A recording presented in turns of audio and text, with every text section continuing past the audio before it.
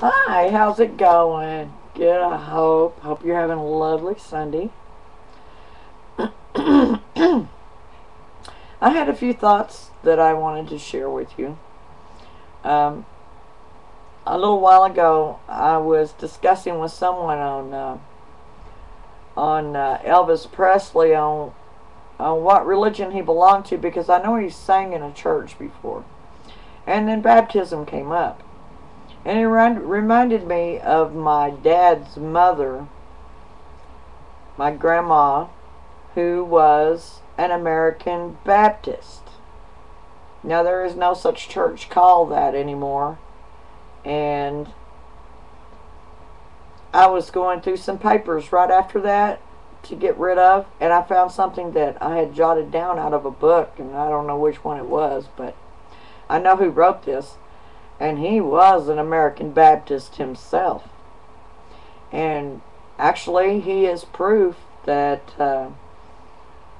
these people screaming on the internet that our Civil War wasn't about a slavery is only partly right. It was only a point of it, one of the big points. But it was a religious war, and it is still going on. Because there's some devils that took over part of the Southern Baptist convention churches and kept the name. Well, the others went just to be Southern Baptists. And that was a problem for me there for a while. And they thought I was talking about them when I was talking about the convention churches. And we had to straighten that out too. But Francis Wayland was the man that explained a lot of these things. And I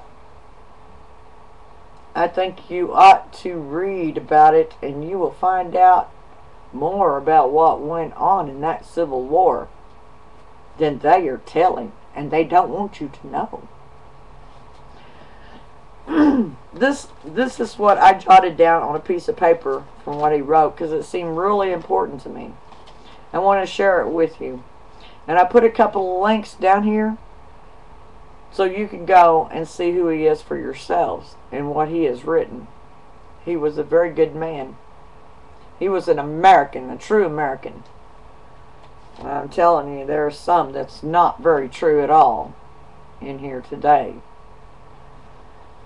Francis Wayland. About slavery in his day, Wayland said, "Let us inquire what is the doctrine of revelation on this subject."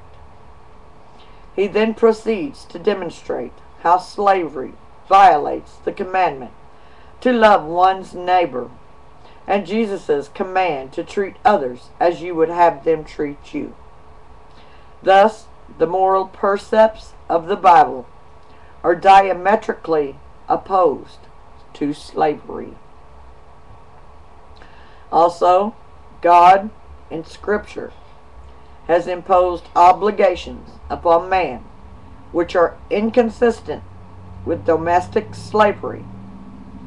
Slavery, by repressing the intellectual liberty of the slave, example, by forbidding reading, violates the Great Commission because it limits the means by which a man may come to know God. Slavery, by interfering with conjugal, parental, and filial relations, renders the Scripture's precepts regarding family life as an impossible attainment for the slave. Thus, the considerations make one conclude that the Scripture indirectly forbids slavery, and what is indirectly forbidden in the Scripture is as truly forbidden as though it were directly forbidden. Inadequate interpretations of Scripture leads to immoral, unbiblical conduct, and you will find a lot in American churches today. The division between Baptists in the North and Baptists in the South were sown as early as 1619, when the English crown introduced slavery into the colonies over the protests of the Virginia colonial government. 1833, the destruction of slavery begins. A revelation would also give us greater and clearer information on the subject of duty, present us with motives to virtue, and furnish us with truths which could not be communicated by natural religion. Wayland also discusses the possibility of revelation occurring in language. He exhibits no reticence in affirming that many elements of revealed religion could not possibly be communicated by either general laws or personal experience, but must be made known by language.